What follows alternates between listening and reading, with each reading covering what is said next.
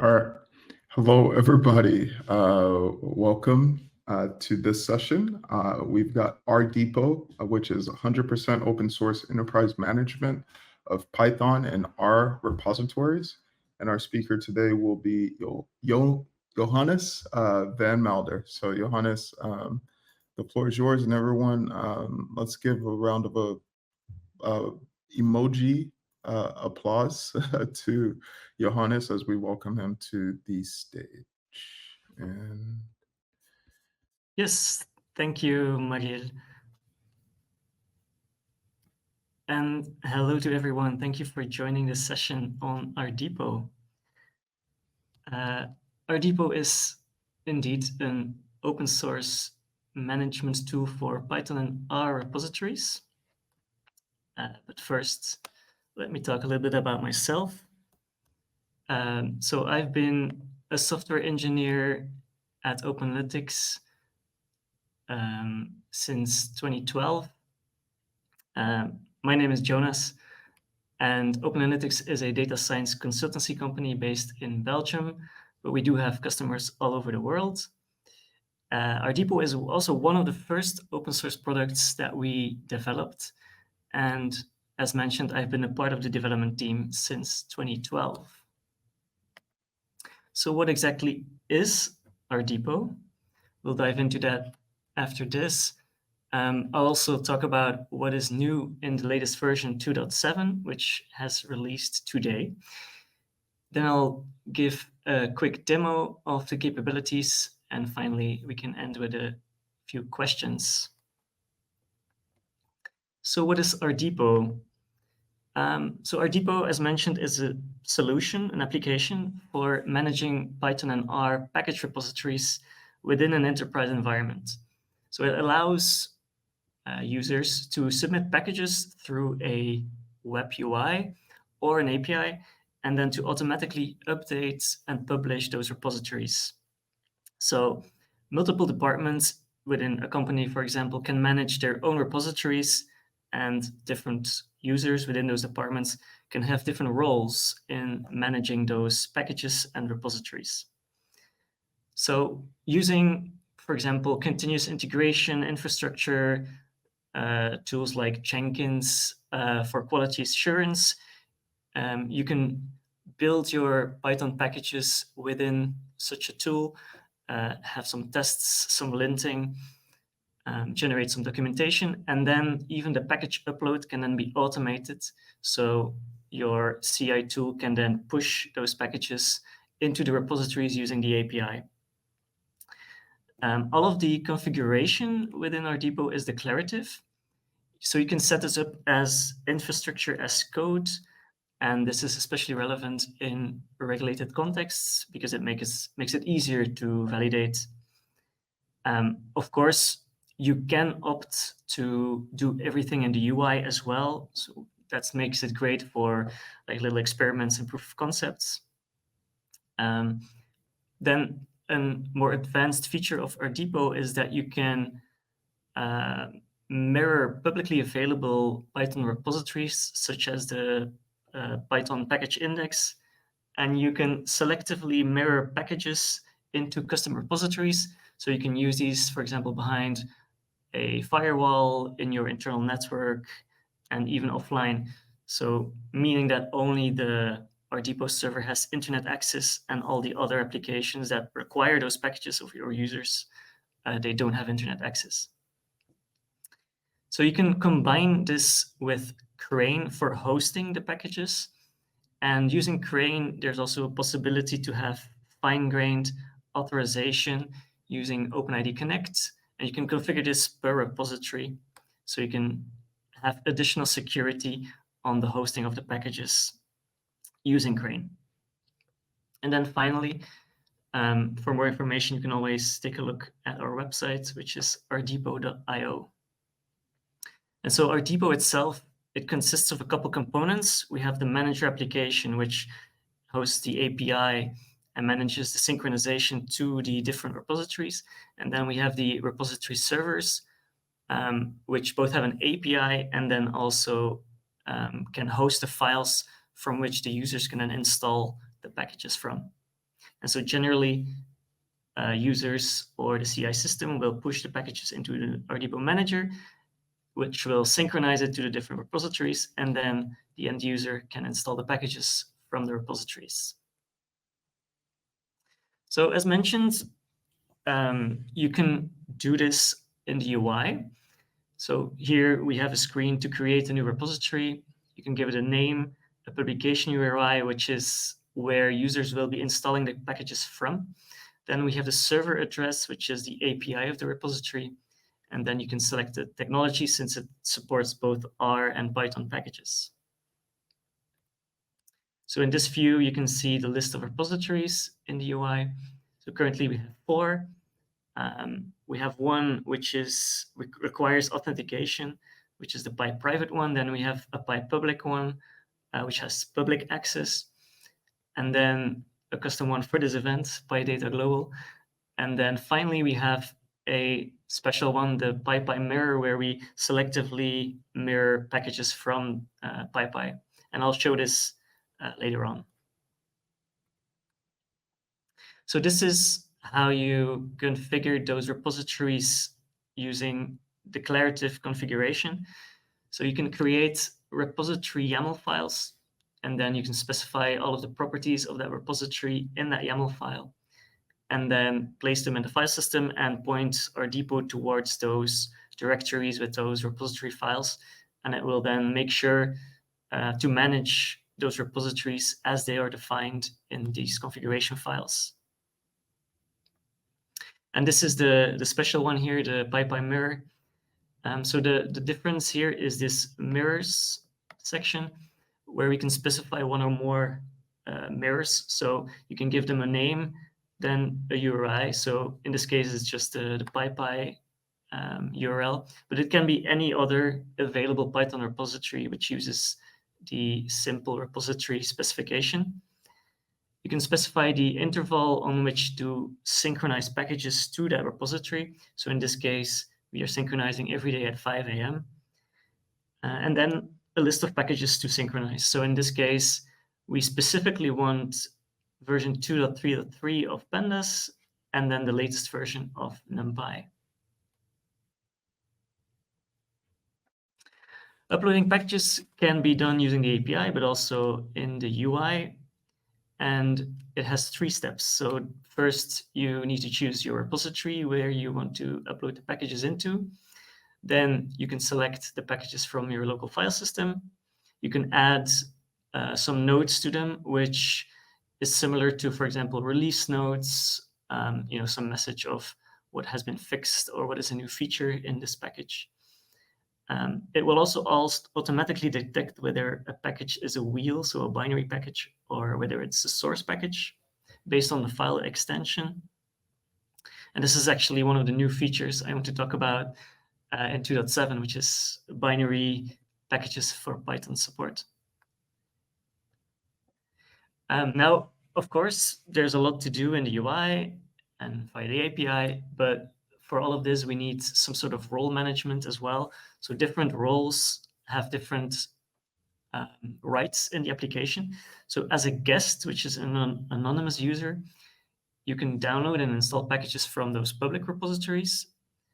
A user is an authenticated user, which means you can submit packages for review. So we'll take a look at how the review process goes later.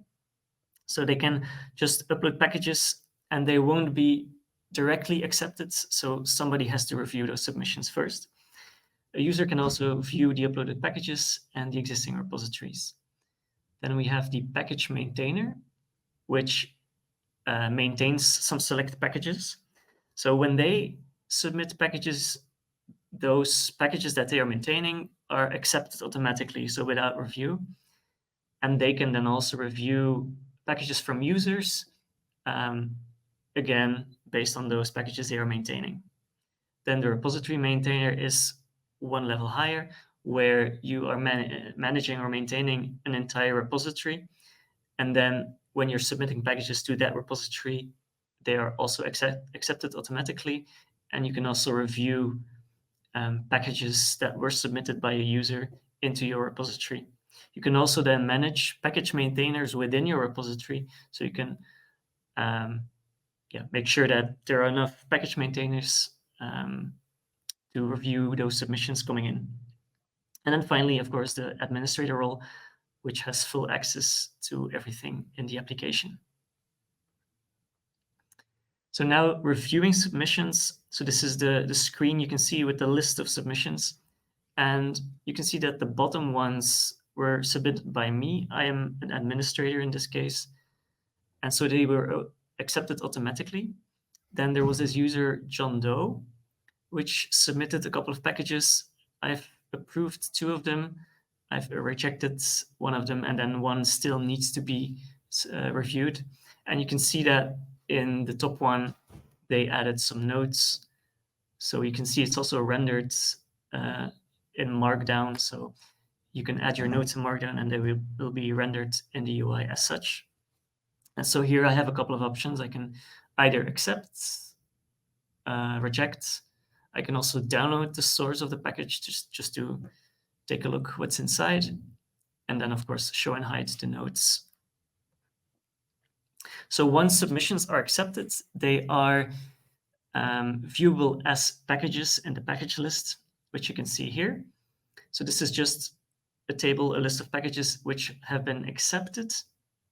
And you can see the name, the version, the technology, which repository they are part of, whether it's a source or a binary package. And then if you click on a row, you can see some more details, for example, the description of the package. And then you can click on this arrow here on the right-hand side to see more details on a particular package. So in this case, the Python date util package.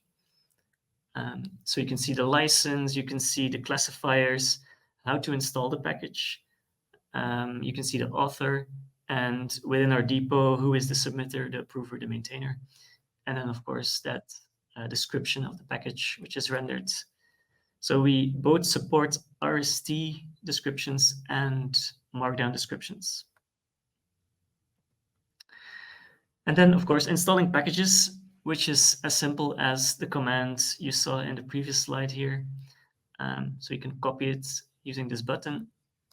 And it's just a pip install. You can use UV as well or other installation tools. And you just need to point the index URL to that repository and then mention, of course, the package name that you want to install. Now, there is, of course, the possibility to use Crane for hosting the files, which means you have the added benefit of having additional authentication on top of the packages, or installing the package at least. So since pip doesn't really support using single sign-on for authentication when trying to install packages, we created a small wrapper around pip or UV. So you can use, in this case, Crane pip install. So we just use the same command using pip, but just put Crane in front of it.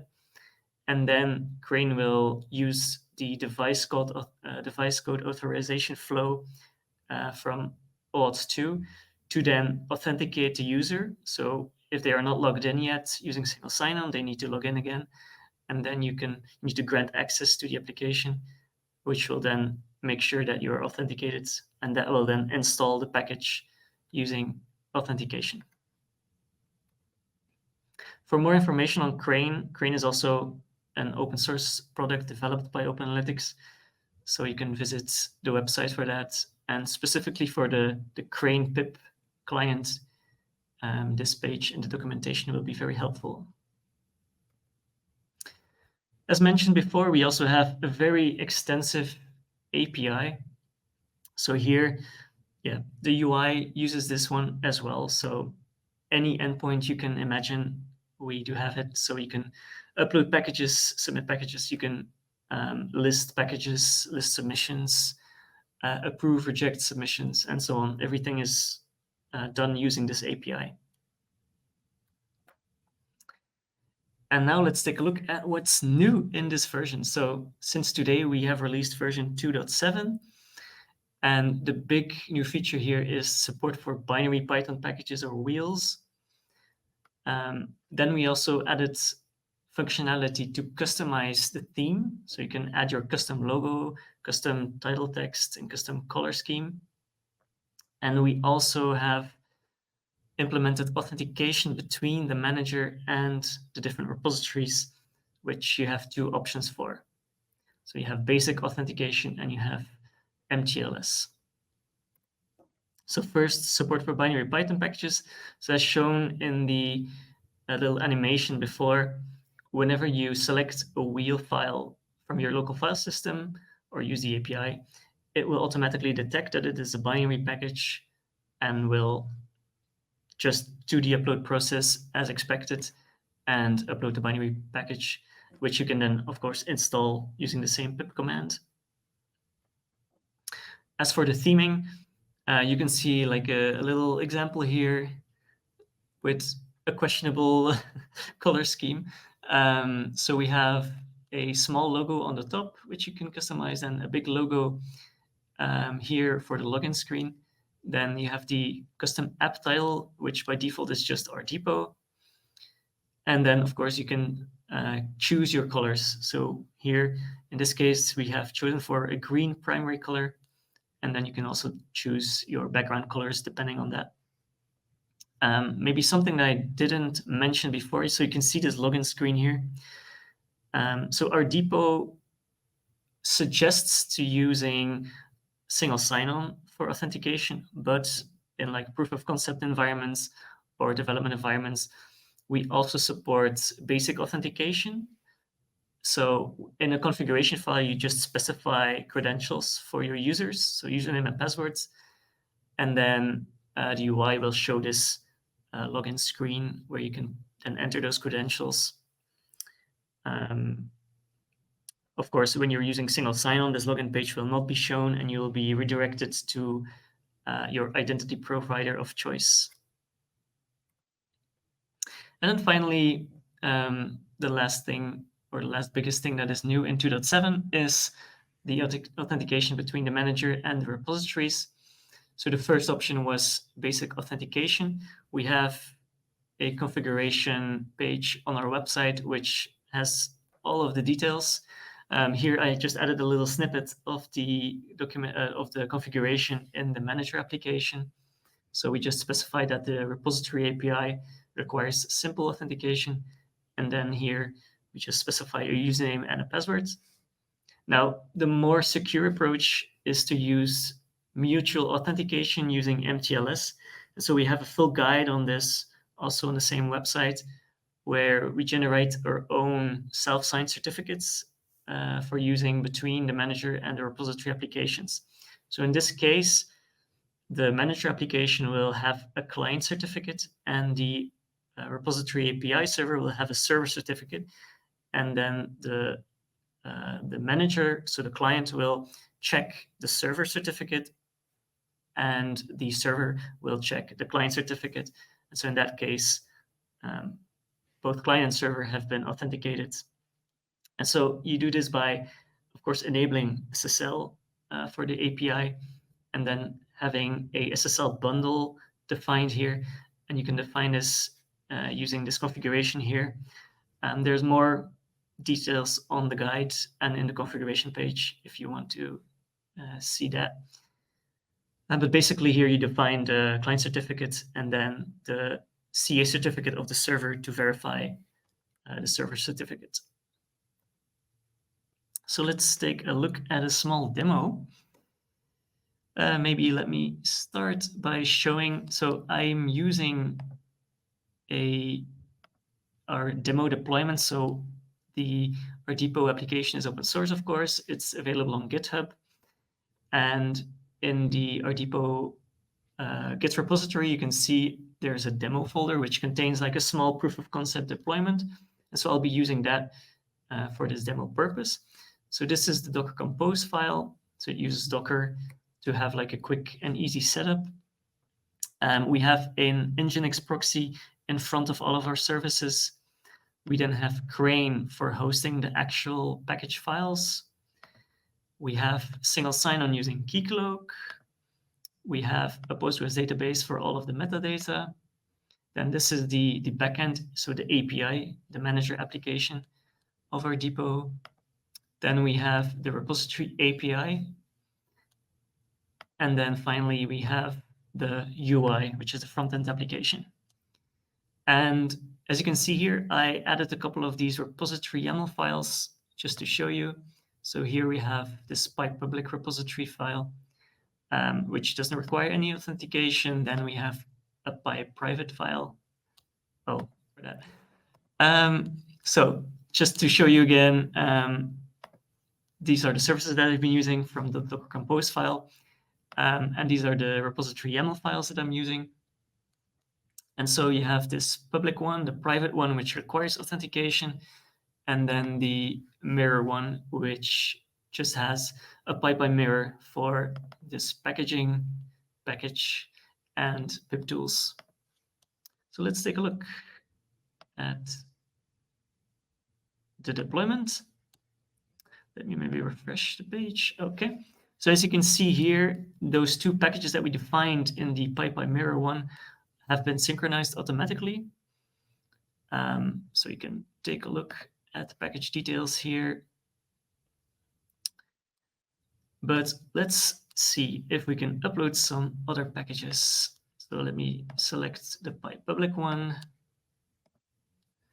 and select all of these. Okay, let's just continue. You can see all of these have been uploaded now. So if I go to packages again, you can see all of them have been uploaded correctly. So let me go to this Python data util one. Okay, so let's check if I can actually install this package. So I have a virtual environment here, and if I just paste this one, oh, I already had it installed. So let's try again.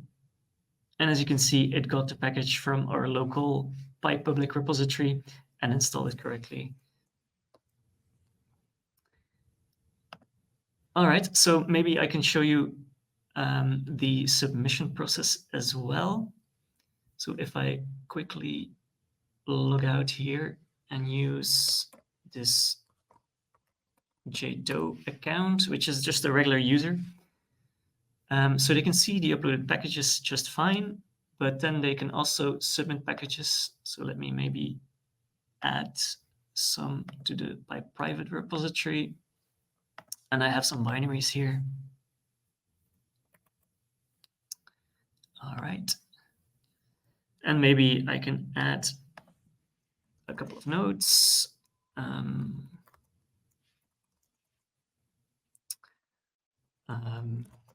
Some bug, new feature, faster. All right. And then let's submit. Okay, so these have been submitted now.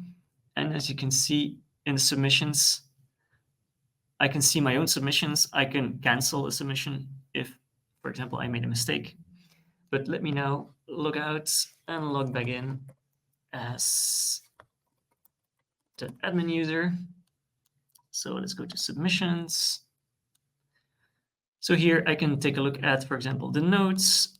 So here there was some bug fixed and it's faster, apparently, this release. So I can accept the submission. Maybe this cryptography one, I don't trust it, or maybe I downloaded it and I saw that there was some issue with it. So I'll just reject that one. And for the rest, I can also accept. And then in the packages, if I filter on PyPrivate, you can see that the three that I accepted have been published into that repository. Okay, and so yeah, you can define package maintainers here. So you can click here, add a new user, add a repository and the name of a package. You can configure repository maintainers here as well. You can create new repositories here, but of course, it's always better to do it declaratively in the configuration instead of using the UI, but the possibility or the option is there. Right, I think that's it for our small demo. Let me maybe go back here and share my screen again.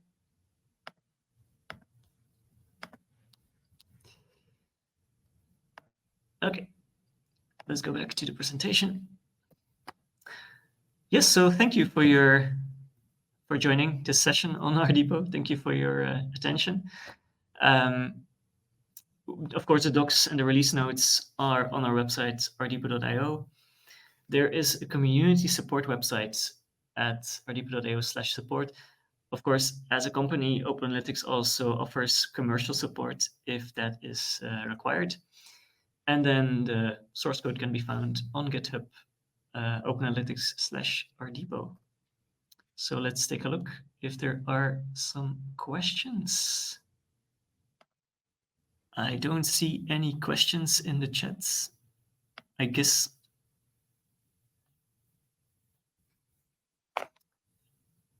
I'm looking at the right chat. So if there are any questions, feel free to put them in the chat.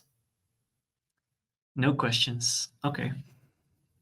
I'm glad that was clear. So maybe since we still have some time, I can just go to the RDepot page here.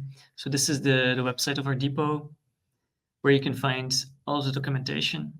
So we have a little bit of an explanation on how the architecture works, if you're keen on knowing that.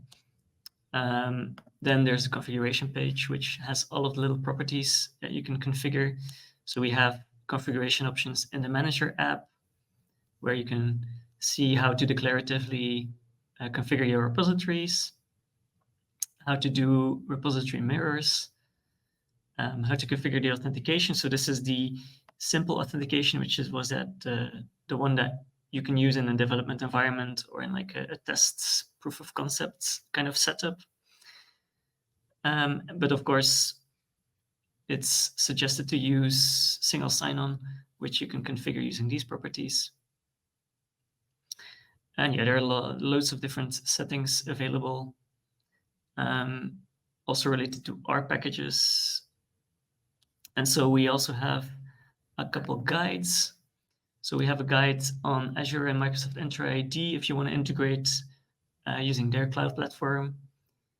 We also have that guide that I mentioned about mutual authentication using MTLS. So here it's a full guide on how to start from scratch using our demo deployment as well, and then set up using your own self-signed certificates. There's also some API documentation available.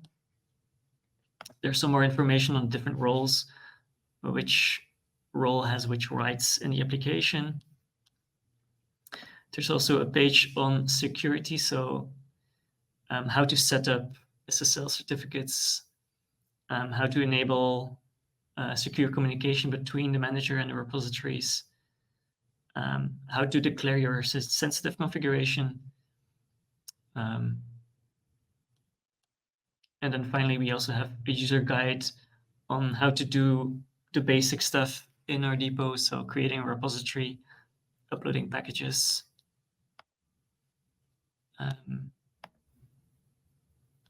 publishing a repository. So by default, if you create a new repository, it's not published by default. So if you want the users to be able to install packages from that repository, you can publish the repository. And from that moment onwards, users can install the packages from that repository. So some more information on submissions, and then finally, how to install packages.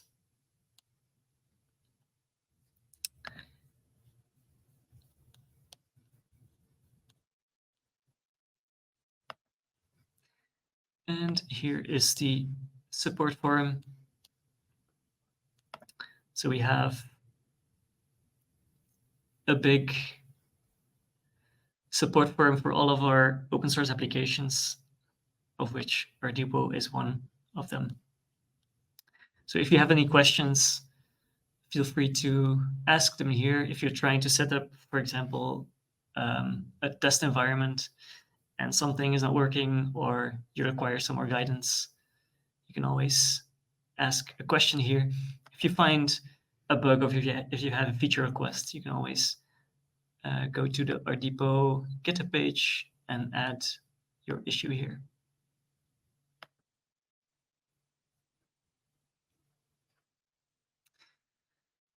But yes, I think we're out of time.